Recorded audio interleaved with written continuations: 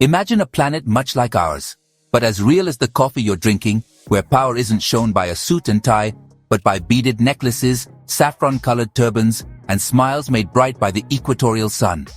On this planet, it's not kings who decide borders but mothers. Wealth isn't measured by bank accounts, but by how well a community protects its children and shares brave stories.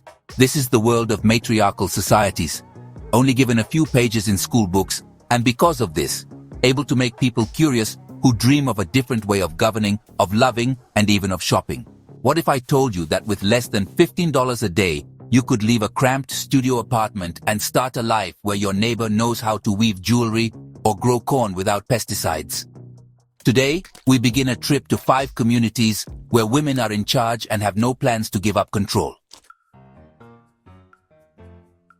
Our first stop is the Kenyan savannah. Here, in the 1990s, 15 Samburu women, silenced by military violence, decided to make a statement that would be heard around the world. They started Umoja, the village of unity. Today its huts are surrounded by an acacia thorn fence that has never stopped the warm wind from bringing new visitors, curious tourists, anthropologists looking for research topics, and digital nomads tired of Western co-working spaces. A volunteer who wants to stay for more than a month pays an average of $350 for room and board, helps make Samburu jewelry, and in the evening, finds themselves under an African sky so full of stars that it makes them wonder if they live on the same planet where they use social media. In the kindergarten started by the women of Umoja, classes begin with a song that says, "The earth belongs to those who take care of it." A simple idea that has turned trauma into a successful small women-led business. From tribal song, we move to the almost unreal echo that bounces off the turquoise waters of Lake Lugu, between Yunnan and Sichuan. Here live the Mosuo, a name that represents the last great matriarchate of China. The word marriage as we know it doesn't exist. There are night visits. A man walks stone paths to see his loved one, spends the night with her, and at dawn goes back to his mother's house. Children take their mother's last name. Maternal aunts manage the family's things, and the grandmother is the leader who settles arguments with a single look. If you think tradition means being isolated, you should know that tourism within China has grown by 35% in the last year, and that, with $580 per month, you can rent a wooden room smelling of incense overlooking the lake, buy hand-embroidered textiles, and join the harvest dances. Here's the first big question of our trip. Are you more interested in the courage of Umoja or the unmarried romance of the Mosuo? Tell me in the comments. Your answer will decide which of these cultures we will explore in its own documentary. We continue our journey and find ourselves in a landscape of monsoon fog in the hills of Meghalaya, in northeast India. The Khasi tribe has built living bridges by weaving the roots of Ficus elastica over rivers that roar during the rainy season. The youngest bridge is 100 years old. The oldest is almost 500. No male engineer has ever signed a contract here, because the agreement is made by the women, the only ones who inherit the house, land, and last name. Anyone who has married a Khasi woman knows that after the wedding they will move in with their mother-in-law. Any man born here knows that they will have to earn their living somewhere else. A budget traveler lives on €450 a month, staying in bamboo homestays, eating pineapple curry, and taking jeep trips along roads that go up into the clouds. Every January, the Shadsuk Minsiam festival celebrates good harvests and women's independence. The girls dance with silver bracelets, the boys play the drums, and the whole village seems to beat like the heart of one big family.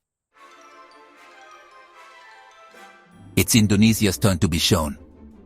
On the island of Sumatra, in a valley of terraced rice paddies, live the Minangkabau. Here, the roofs of the houses, the rumah gadang, look like the horns of a buffalo, an animal that represents gentle strength to the people there. Family history is passed down through the women, and the rice paddy land stays with the daughters, while the sons leave as merantau to find success in faraway markets. In the evening, in the open kitchens, the women spread banana leaves and talk about pepper prices like business people. In the morning, visitors drink kopi luwak coffee and listen to the roosters announcing the market. Padang, the capital of this culture, lets you live on less than $400 per month for a private room, 3 street food meals a day, and run diet dance classes, a tradition that mixes martial arts with old poetic stories. If you think feminism is an idea from the West, seeing a Minang wedding will change your mind. It is the bride who symbolically offers the groom the first taste of rendang, and by doing so, earns the right to lead the family. Our journey ends in Rojava, Syria, where Jinwar is located, a protected place made of honey-colored mud bricks, started in 2018 as a safe place for Yazidi, Kurdish and Arab women escaping the war. Jinwar isn't just a village, it's a political statement made with sun-dried bricks. The people who live there grow organic gardens, teach children in 3 different languages, and study genealogy, the study that puts women at the center of learning.